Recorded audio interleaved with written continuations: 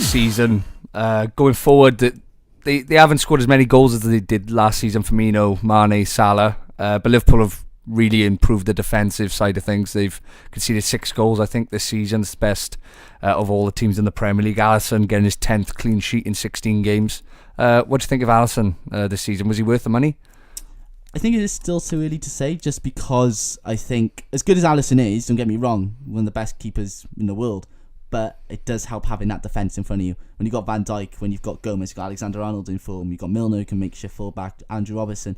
It does help when you have a very solid defence. I think you cannot take anything away from that. You can't take away from anything from Alisson either. He's been in great form. But I think if De Gea had that defence in Man United, I think you see the same results. So I think a lot of credit does have to go to the Liverpool defence, who I think have been brilliant. I mean, what would you say to that? I think Van Dijk, a lot of people saying he's the best defender in the world, and as I said, I'm not going to be biased because I know there's a lot of great defenders out there. Bonucci going back to Juve, and obviously Chiellini has been probably the best defender in world football for the last 8 or 9 years. But I do feel that Liverpool are going places this season.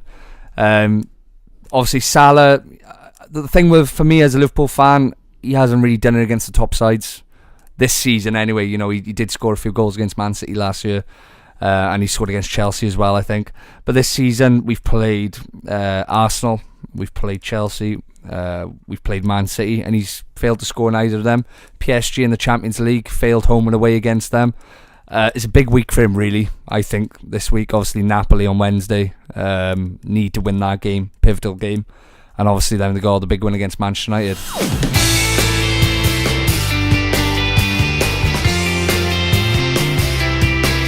From a Welsh perspective is the game on Saturday, and obviously not the best sort of 40 minutes for Wales, but we came strong in the second 40. What do you guys think of the performance in the second half, scoring 50 unanswered points? Yeah, I thought the second half was unbelievable, really. Obviously when the game went to 24 all, I think it was a bit like squeaky bum time, really, for the Welsh team. We've been here before when we've sort of had these nip and tuck games against tier 2 or tier 3 sides, when really we should really be doing what we did on Saturday. I thought the performances of Dan Biggar really helped, his leadership there, to have a sort of experienced fly half like Dan there. We haven't really had that in years gone past. We've sort of given players a chance. Like a few years ago, we started bringing Priestland back into the fold, and then obviously Sam Davis emerged then last year, or 2 years ago, and we tried to give these players a game, but to have that 10 there with an experienced head just to control the game, I thought it was fantastic.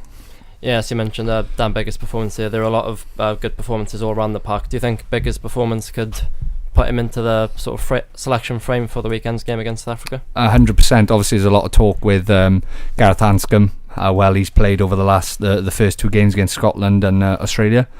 Personally though, I think with the size of the Springboks side, I remember Dan Biggar, the first time we beat the Springboks in 2014 for the first time in 15 years. Dan Biggar was man of the match, and he just tackled South Africa off the park. You know, he's one of those fly halves that, you know, doesn't shake out of a tackle. And I think Anscombe, obviously there's a lot of debate whether Halfpenny's going to be actually fit for the game with the concussion protocols. So it's whether you put Anscombe or Patchell fullback and Dan Biggar at 10. I think that would suit Wales down to the ground, really.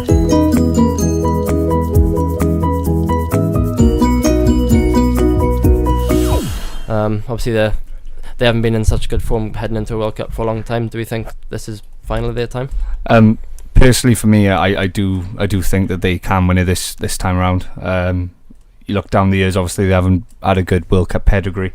But if you look at their stats, I think I see the stat over the last year and a half or so that they're unbeaten at home at the Aviva Stadium, and they've beaten all the top 10 nations. And that's the form that you need going into a World Cup. Obviously there was 6 nations as well, but I feel like the 6 nations is almost a bit part next year. It always is in a World Cup year. Is always trying to get these sort of players involved in the squads, and luckily Wales have started that early, and I think Ireland started it maybe a year and a half, 2 years ago when they beat New Zealand in Chicago.